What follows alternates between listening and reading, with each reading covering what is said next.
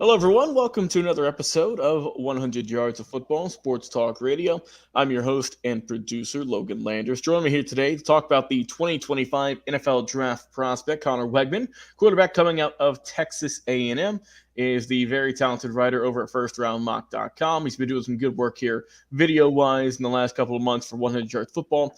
Mr. William Yanish III. William, how you doing, man? How's it going?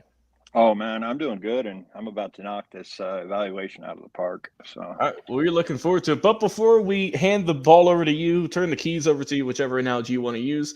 Guys, if you enjoy this episode, please be sure to give us a like, follow, share, and of course, subscribe on Facebook and YouTube so you don't miss a single episode. We just had two really good interviews filmed just a little bit ago today. So go over there and check us out. That's with Carnell Hardy talking about the NFL Weekly Recap.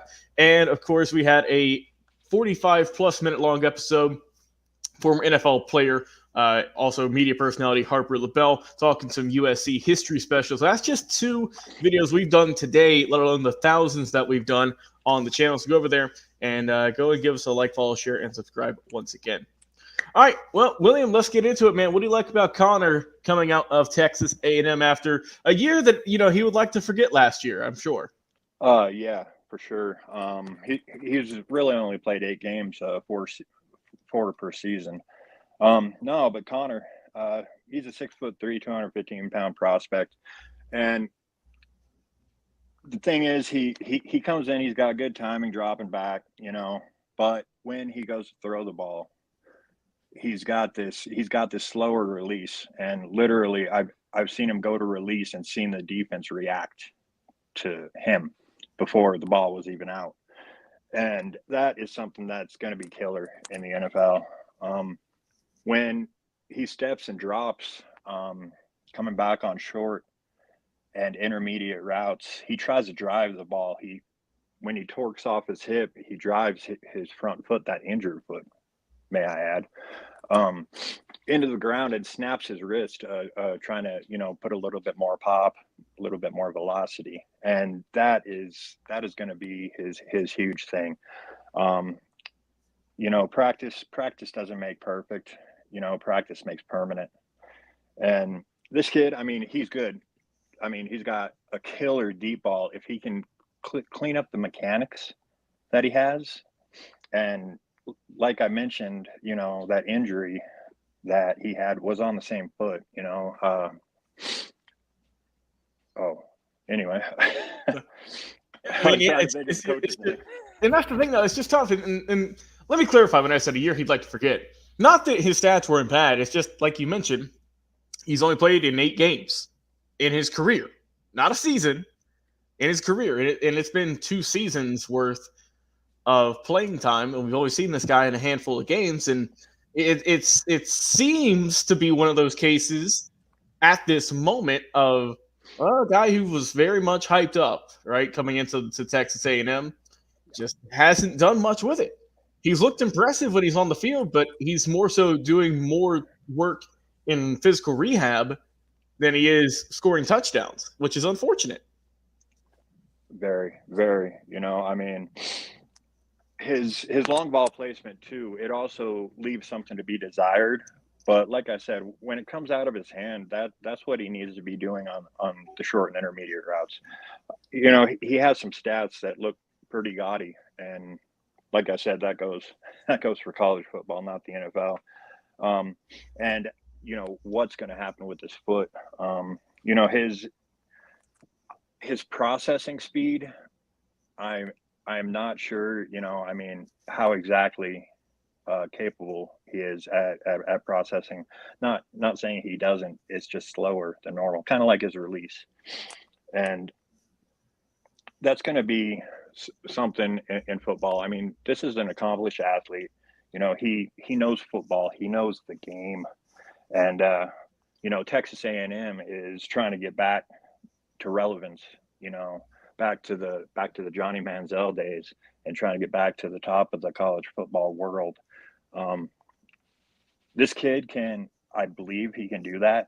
For Texas A&M, and I believe he's going to have a halfway decent season, and that's going to be something that we're going to have to go through then, with the evaluation.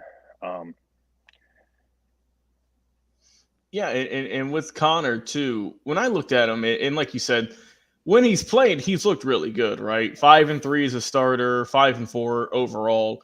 But like I said, he's done really good work for himself. The 61% completion percentage, close to 2,000 yards, give or take. 1,800, a little bit over that. Also, 16 touchdowns with just 2 picks. In those 2 years, in a sense that he's started. So when he's on the field, he's making a good impact. And I mean, let's also not forget that this guy in 22 set a freshman passing record against Ole Miss back in 22, threw 338, 4 touchdowns there. Last year in 23, he was looking sharp, averaged over 300 yards before he went down due to that injury. And it's just someone who you're still waiting to see because, like you said, that was a very bad break in his leg, or in his ankle, rather. And Coach Mike Elko said, he's going to be fine. He should be good to go for the start of the season come August against Notre Dame. But that's why we haven't really heard and or seen a whole lot of him during spring practices is because he's still trying to get that thing rehabbed before the season kicks off come the end of August. So it's still, I mean, if you're an A&M fan, does that kind of leave a little bit of doubt in your mind in a sense that, okay, this guy's going to be our starter, but he's still not practicing yet with this new team? Yeah. And going into the person instead of, I'm sitting here ragging on his mechanics, because, well, that's what I do. That's what I find. That's what I see. It's my processing speed, watching the film and telling, what exactly is going on. But him as a person, he is a leader.